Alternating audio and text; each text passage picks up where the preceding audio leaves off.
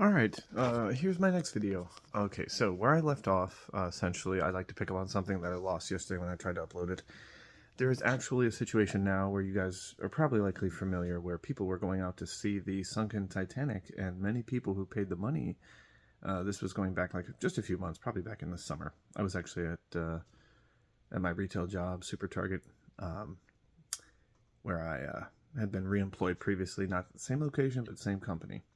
So, going forward on this, the discussion came up where it's a very sad reality that people actually spend that kind of money, and there's a lot of crude and rude comments about people who actually are, doing this. They're spending several $100,000, if not nearly $500,000, to go see a sunken ship that's a graveyard, a peaceful place where people died in a tragic event during an iceberg crashing into the Titanic, causing it to sink.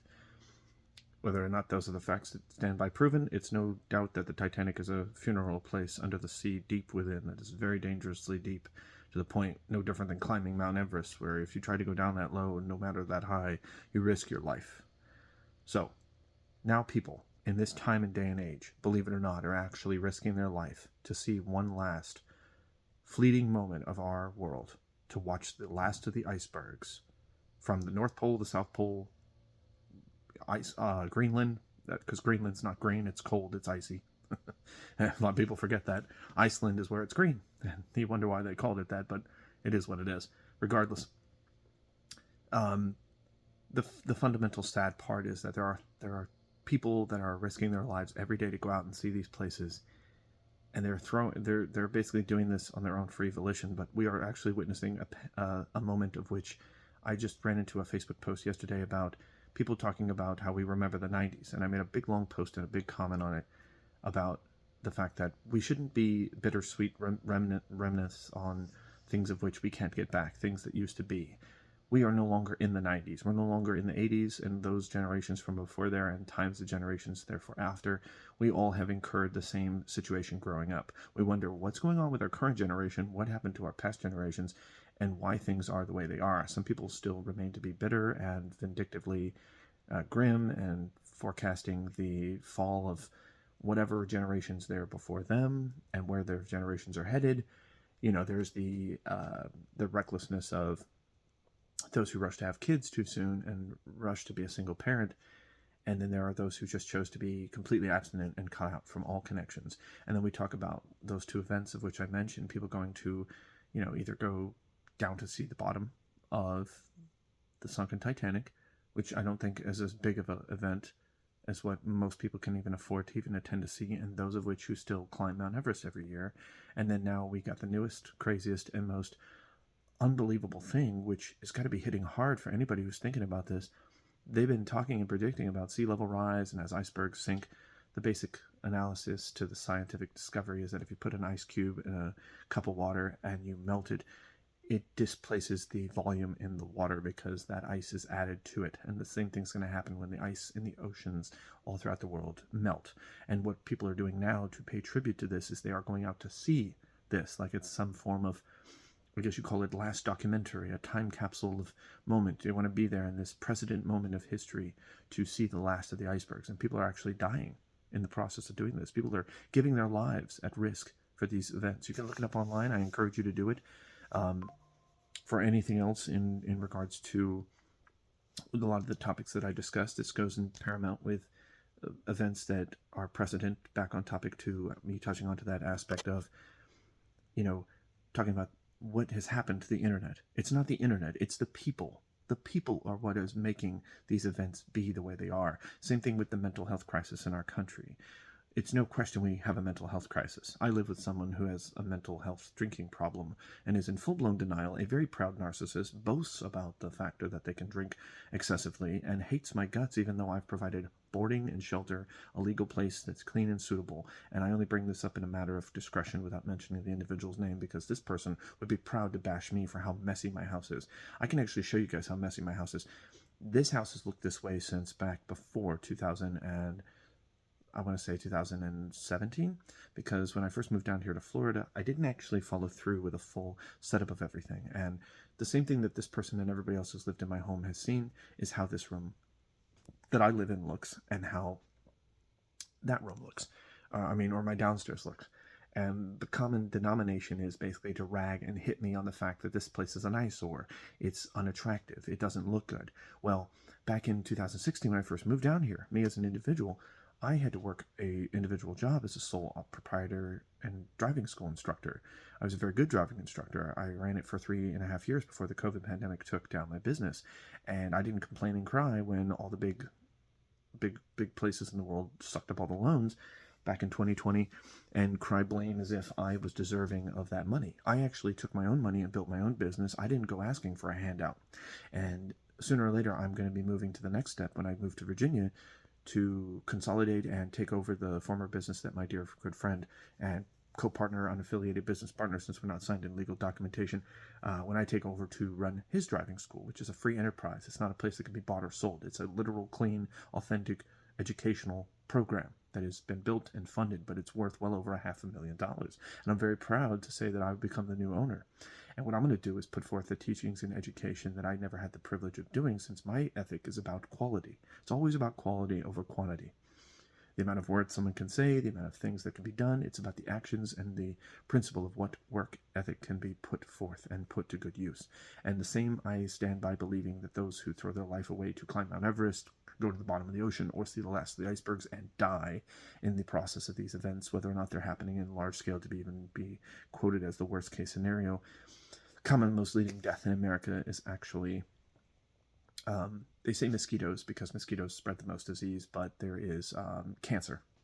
That's a big one. And heart disease. Heart disease is right up there with, mosquitoes being the most deadly insect because they kill the most people on the planet. But for the core of human death, it's actually, hold on a second. Let me find out from Siri. Hey, Siri, what is the leading cause of death in the United States? Heart disease. So heart disease, right? So I'm a big proponent of worrying about, which I kind of already knew, sourced from Siri, pulled from Mayo.clinic, I believe. Hey Siri, what is the leading cause of death in the United States? Oh, it's from cdc.gov. So that's sourced from cdc.gov. So, the fundamental core of when I take you through the walkthrough of my home, it's the same thing that everybody that's come in here has seen. Even my garage is a freaking scrapyard, okay? I say, whoa, I've got a lot of good stuff in there, but I'm not going to show all my secrets.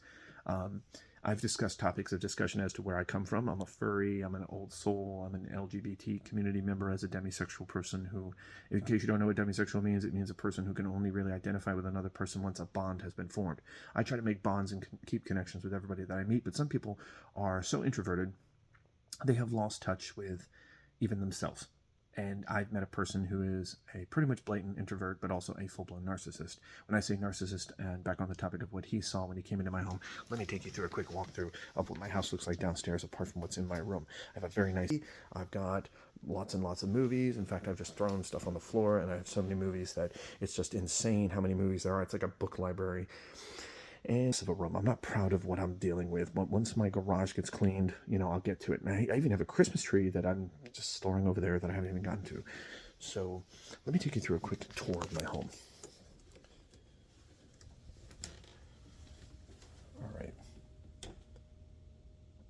So there's some sad remnants of a former tenant who used to live here that's over here in my loft. That's what it looks like. Here, this is here to block people from messing with the thermostat. Now I'm going to show the narcissist mess. Now I had to do this to my steps.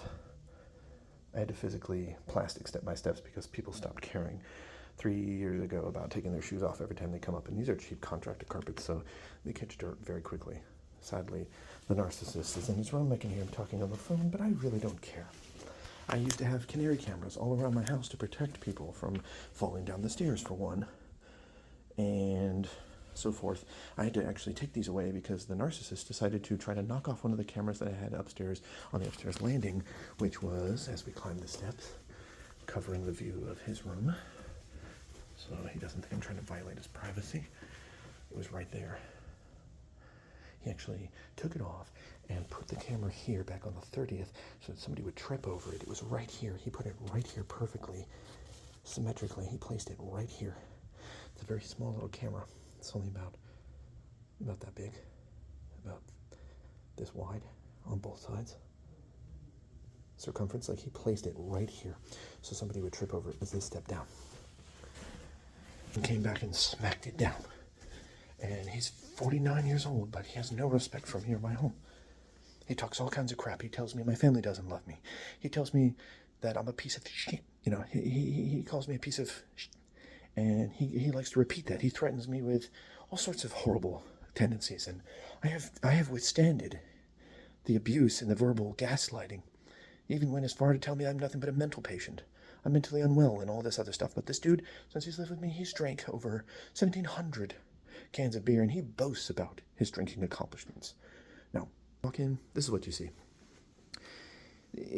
I've cleaned up some of it. I actually just removed my dog bags that were piled up all over here, and I brought them up to my room. When you walk in, you see that there is a designated walking space. And yes, that is a bicycle in my house, because that is a $1,000 lightweight bicycle that only weighs maybe, 18 pounds. It's a lot of valued money. I'm not putting that in the garage so it gets rusty. He's bashed me for that. Got my motorcycle helmet. I've got empty totes ready for storage and moving. Everything over here is consolidated moving boxes for very, very expensive TV boxes and other major products, and things of which that I own and own. Now, Fiji water that I have not opened because I just found out that Fiji has small traces of arsenic, so I stopped drinking it, and I'm probably going to put it through my filters because I'm not as big a fan of Fiji after I found out what was going on with them. That mirror I'll probably chuck. Maybe I'll keep it. I don't know. That came from an old tenant, and I just left it as a reflector to help this work, where the sunlight coming out of this window reflects off this and stops this nightlight from running all day. It's a really nice feature. So that sunlight is just enough to reflect off that and keeps that lit all day so that it doesn't. There's a little science behind this disaster. There's not a complete fake, imbalance to my disaster of why I'm making up excuses, why this looks like this. That is an old, full-blown, stainless steel grill off my old Chevy Silverado. And as you come in here, this is what the narcissist saw. This is what everybody in my life saw when they first moved into my house. I'm not proud of this. This is what my house looks like on the outside. Everything else is beautiful. This is my space. This is my territory. And that's the canary camera for downstairs that the narcissist doesn't know exists. It doesn't record, so we're not on live camera. But this is my space. And I put up a cone. I put up a walking space. There's even night lights at night for people when it's dark so they don't run into this stuff. Now, this guy's drunk, so he's always bumping into stuff. This nightlight comes on as soon as you get close to it, and it's nighttime, and there's no light in which you can see down here. If it gets dark enough, it can instantly detect and spot it. Looks like the trash man might have just come back for my trash, and he missed the trash. It's whatever. Let me go see after I show you the rest of this. So I'll have to take care of that later. This is my... basically, this walking space and all this is to stop somebody from trying to walk and cut through here and walk on this carpet, because you can see what happens to this carpet when it gets dirty.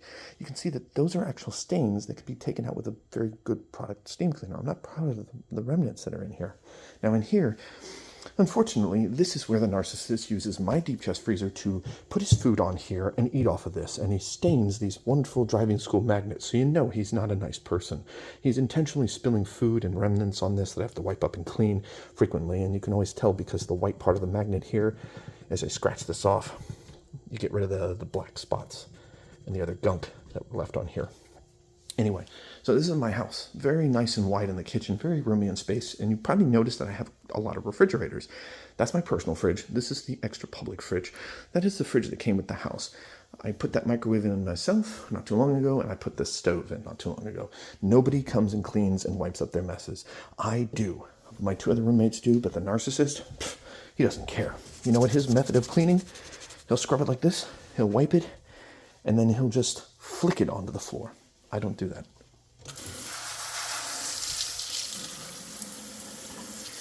All he does is drink beer.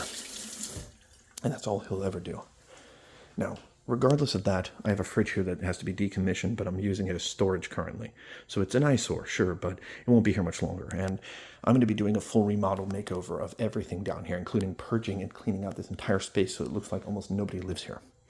The saddest thing I had to do, based on my HOA, was I had to hide my recycling bin when the HOA came at me because I had too much scrap out of my back patio, and I wrote some vulgar freedom of speech American words to tell my neighbors to go f*** off. The HOA came at me, and they found out, and they photographed me, and they blasted me to everybody in the HOA. I decided to take the extra step to hide the recycling bin inside. That's the old original one flipped upside down. I got a brand new one. And you can see here, these are cones to kind of mark and identify, watch out. You know, watch out for the mess. So yeah, I'm not proud of that. He thinks I'm proud of it. He thinks I like living in a messy home. I do not. I actually have been adamant about cleaning this, but since he's been here suppressing me and walking over me, and every time he comes to see me, he comes at me with this crazy, evil, nasty, sycophant look, just like that, like shaking his head at me with that sick, twisted smile, just like that. Because he gets a sick enjoyment out of trying to demonstrously put me down and demean me. Getting into here, can crushing thing to crush cans. This thing flips, pinches the can, this smushes it, flattens it, and then the little part that pinched it kicks it into here. This is an extra recycling portion I put up because of the narcissist. What he was doing was essentially, he would, I had the recycling bin, not this one, the new one, I had it right here. He'd walk over after he was done with his food, take his plastic wrappings out of his meat package, his snot rags, his wipe rags, any bit of like rice packs, sauce packets, he'd just take them and he'd toss them into the recycling bin. And I'd find them time and time again. He'd take beer bottles that he half drank, didn't rinse them out, didn't rinse them clean. He'd just dump them in there and let the beer trip down the edge of the bottom. So what did I have to do? I had to hide the recycling bin in the garage, behind this locked door with this lovely note that he claims last when he called the police here and had them come here because he claimed I pulled my gun on him, which I did not. I did not pull a gun. What I did was this. This is my stance. I was like this. He was halfway up the steps. I was at the front steps and I put my hand back here.